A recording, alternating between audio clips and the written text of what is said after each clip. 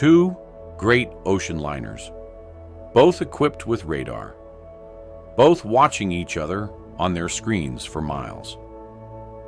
And yet, on a foggy night off the American coast, they drove straight into one another. One of them would be torn open and begin to sink. But what followed was not just a tragedy. It became one of the greatest rescues in the history of the sea. This is the story of the Andrea Doria, how two ships with every advantage still collided, and how more than 1,600 people were saved before the sea took her. July 1956. The SS Andrea Doria is nearing the end of a transatlantic crossing from Italy to New York. She is the flagship of the Italian passenger fleet, fast, elegant, and considered one of the safest ships afloat.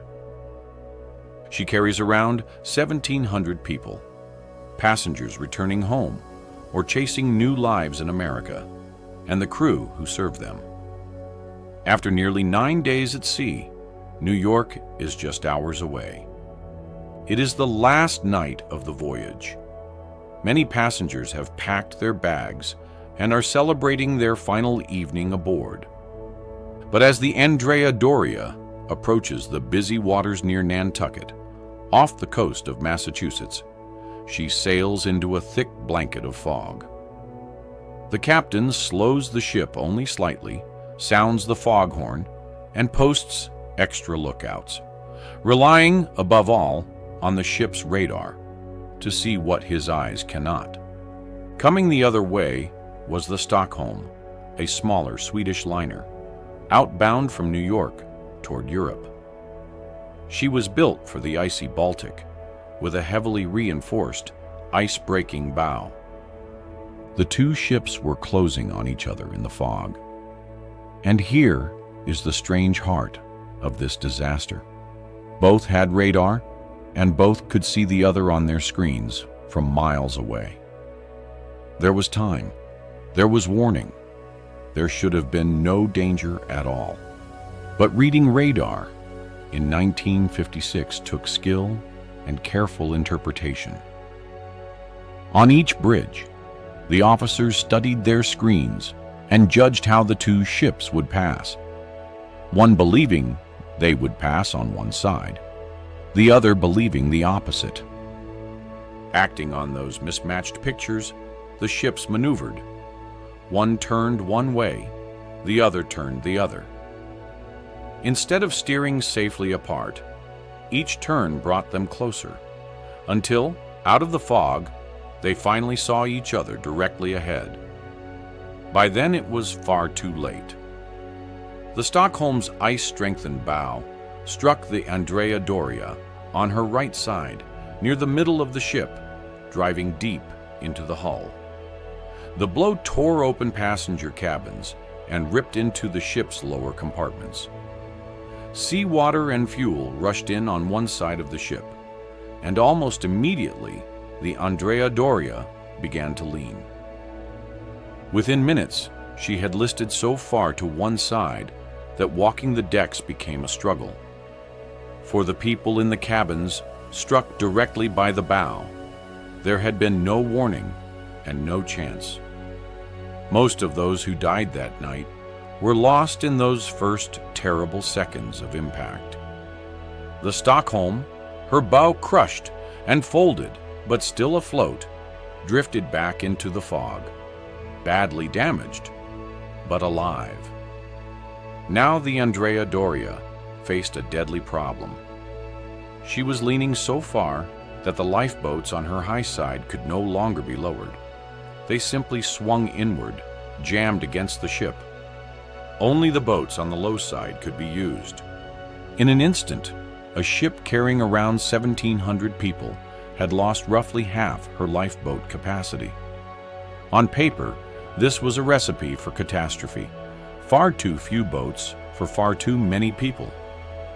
The Andrea Doria sent out an urgent distress call across the crowded shipping lanes off New York, giving her position and pleading for help. And then came the one mercy of that night. Though she was mortally wounded, the Andrea Doria did not sink quickly.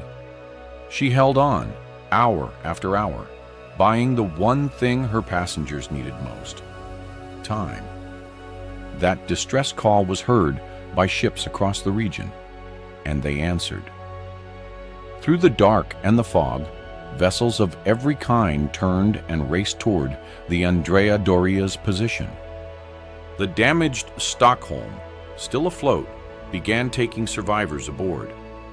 And crucially, a great French liner, the Ile de France, already outbound from New York, turned completely around and steamed back through the night, blazing with light, to lend her huge lifeboats and her decks to the rescue. For hours, lifeboats shuttled back and forth across the dark water, carrying passengers and crew from the tilting liner to safety. People climbed down ropes, scrambled into boats, and were pulled aboard the waiting ships.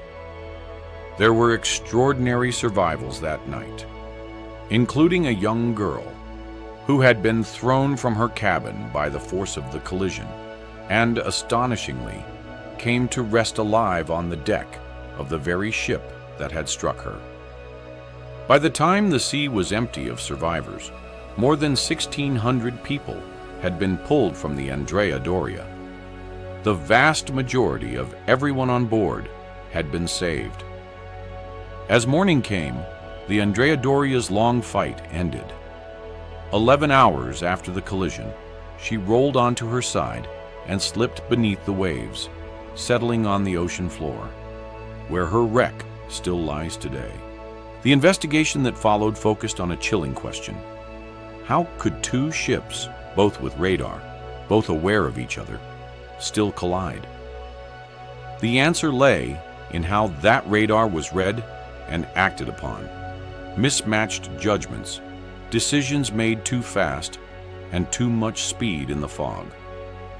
The disaster became a defining lesson in what was later called a radar-assisted collision, proof that technology alone does not prevent accidents if people misinterpret what it tells them. It pushed the maritime world toward better radar training, clearer rules for how ships should maneuver around each other, and, in the years that followed, organized systems to keep ships safely separated in busy waters.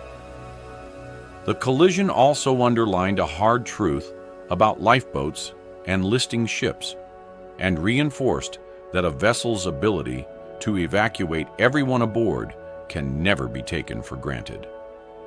The Andrea Doria is remembered as both a tragedy and a triumph, a needless collision between two well-equipped ships, and a night when the ships of the sea answered a call for help and saved almost everyone. If you found this story worth your time, subscribe for more from the world of aviation and the sea, the moments that tested people to the limit, and what we learned from them. We'll see you in the next one.